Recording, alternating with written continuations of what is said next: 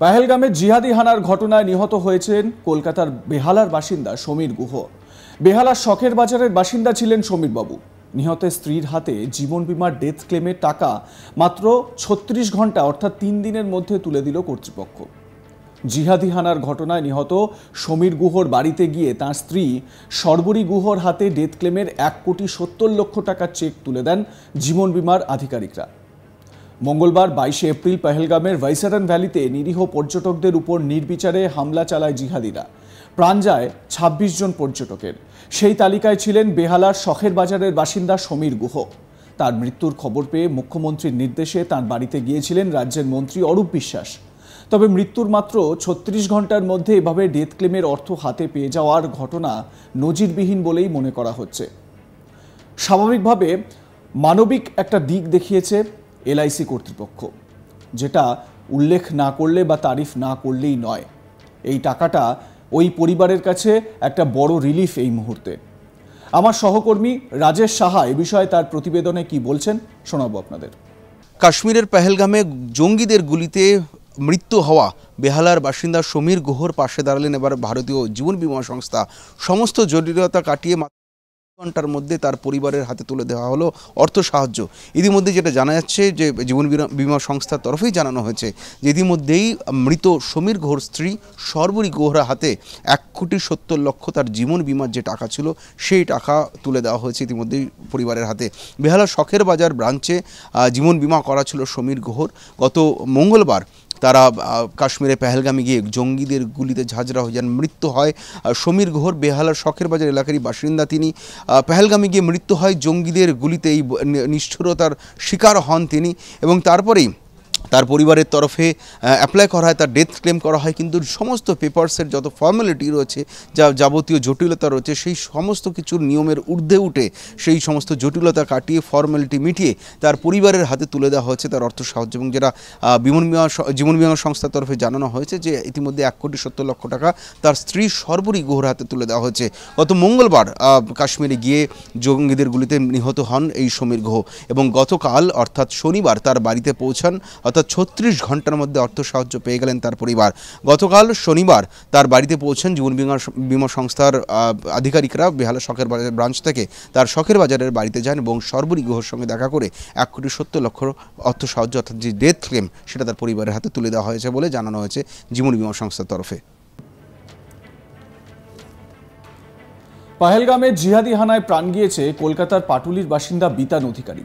পরিবারের একমাত্র রোজগেরের সদস্য ছিলেন বিতান অধিকারী। তার বাবা মায়ের বেশ বয়স হয়েছে।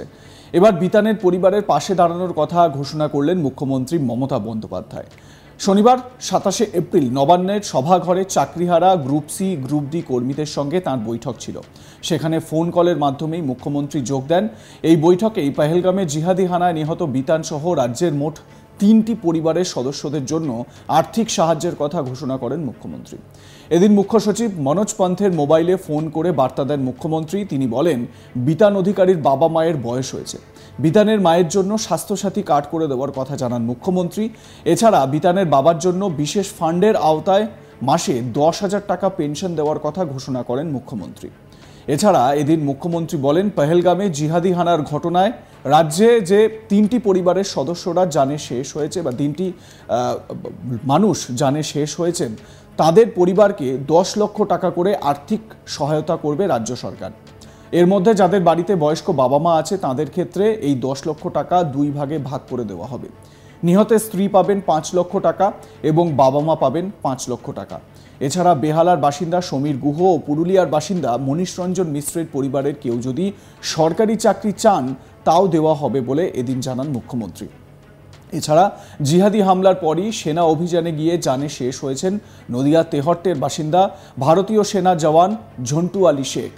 এদিন মুখ্যমন্ত্রী জানান, শহীদ জওয়ানের স্ত্রীর সঙ্গে তার কথা হয়েছে।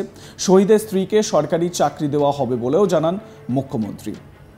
মুখ্যমন্ত্রী ফোন কলের মাধ্যমে কি জানিয়েছেন শোনাবো।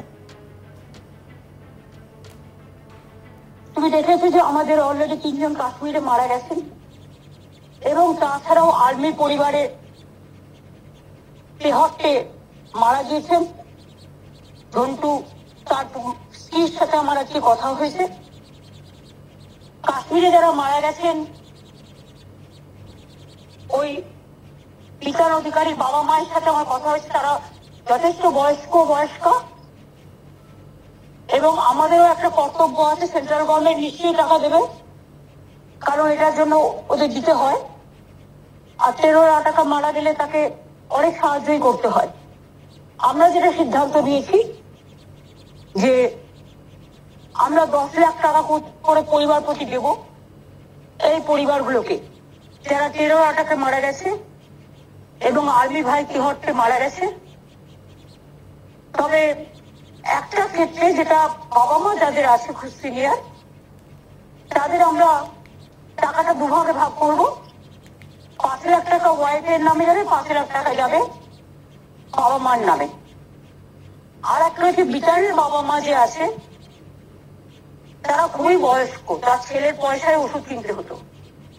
আমি বিতানের বাবার নামে একটা স্বাস্থ্যসাথী কার্ড আটকে করে দিতে বলেছি লোকাল কাউন্সিলরকে, এবং আমরা যেটা আইএনসিএ থেকে আমরা অনেক লোককে যারা খুব ডিস্ট্রেসের মধ্যে থাকেন তাদের আমরা একটা সাহায্য করি, পেনশন করে দিই। বিতানের বাবার নামে একটা 10,000 টাকার পেনশন আমরা করে দিচ্ছি, যাতে ওনার মেডিসিনের জন্য কোনো অসুবিধে না হয়। প্লাস 5 লাখ টাকা স্বাস্থ্যসাথীর কার্ড দিচ্ছি এবং বাবা মার নামে 5 লক্ষ টাকাও আমরা দেব।